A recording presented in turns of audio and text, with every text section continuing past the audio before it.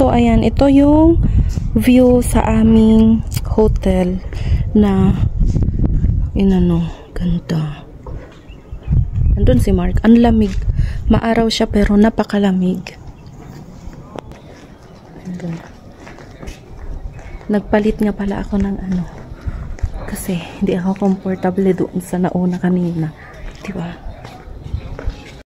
At papunta nga kami sa isang botanical garden dito sa OT, India. Alam nyo ba, ang lamig-lamig dito guys. Sobrang lamig. Pero napaka-araw niya. Makikita mo yung mga Indians dito ay sanay na sila sa klima dito. Ako gusto kong magpayong kasi nga yung araw masakit siya sa balat pero malamig. Noong papasok nga pala kami dito sa botanical garden, may mga lolas, may mga grandma na tuwang-tuwa kay Mark. Tinanong nila kung girl or boy, sabi ko boy. Ayun, tuwang-tuwa yung isang matanda. And then very good sabi niya gayon, it's a boy. And then sabi niya pwede daw niyang hawakan si Mark. Nag-holding hand sila pababa doon sa hagdan. And then sabi niya, can you come to my house? Aba, parang gusto pang kunin yung nag-iisang apo na lalaki ng Indiana kong biyanan. Ini-invite nga kami doon sa kanilang bahay daw, pero sabi ko hindi pwede dahil driver lang yung kasama namin. Tuwang-tuwa talaga sila kay Mark. And then, dahil ayaw nilang bitawan si Mark,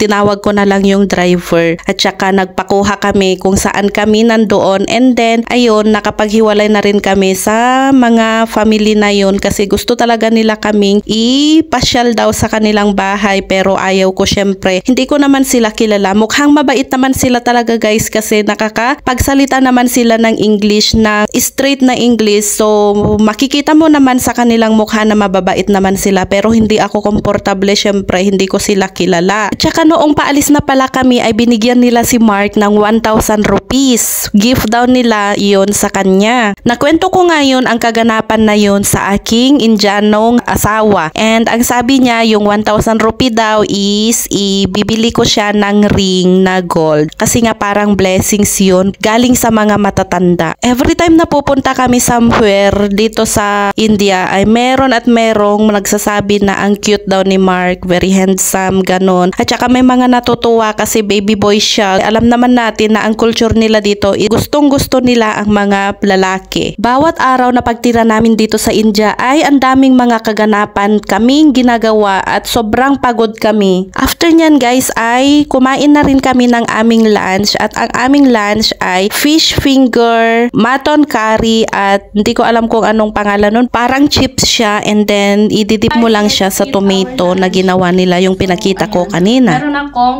mutton biryani dito.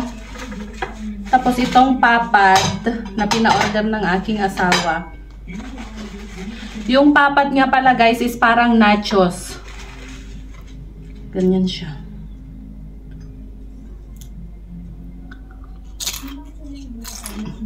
Yung chicken biryani nila is hindi siya masyadong maanghang. Itong mutton biryani nila is sobrang anghang, hindi ko siya kinaya. Wala pa sigurong half yung aking nakain. And then, sinabi ko sa nag-assist sa amin ipapainit yung mutton biryani. Kasi nga, kakainin ko siya for dinner pero hindi niya yata naintindihan yung sinabi ko. Hindi na bumalik. So, okay lang yun kasi hindi ko naman siya masyadong nagustuhan. At nag-order naman ako ng iba pang foods para sa aming dinner. That's it for now. Thank you so much for watching. Please follow for more. Bye!